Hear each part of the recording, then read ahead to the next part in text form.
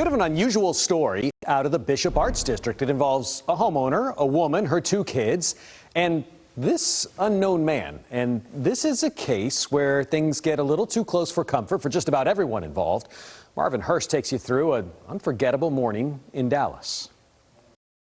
An unknown man walks up to a home on West 7th Street in the Bishop Arts District. It's as if he knows someone who lives there.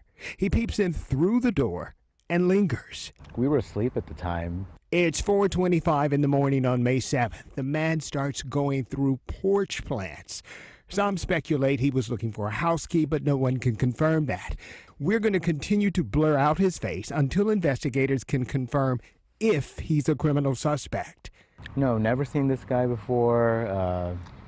I did see on a Nextdoor app posting that I posted that other people in the neighborhood had seen him, and some people did recognize him. For security reasons, the homeowner does not want us to identify him.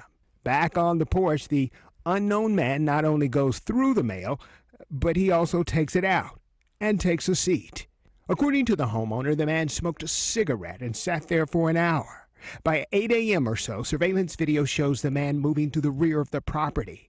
Now that he knows about the man, the homeowner calls Dallas police. By now, the homeowner is following this unknown male up the street to West Davis to keep an eye on him. He takes a picture of the man sitting at a business, but things from there start to intensify.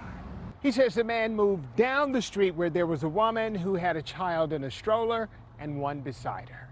A young woman and her family were crossing the street, and he started going after them. He says the woman and the kids ducked into this nearby grocery store. According to the witness, the man was down the street when the woman and kids re-emerged about 15 minutes later. He was still standing there, came up to her again, this time a little bit more aggressively. The witness says he stepped into action near this restaurant. And that's when I got into my car and went up to the lady and pretended I knew her, just to show her that, hey, I'm safe, is everything all right? He said the man who had been on his porch listened. I ended up, telling the guy to move along and don't look back, pretty forcefully. And left. Dallas police confirmed that they were looking for a prowler in that area on that day, but found no one.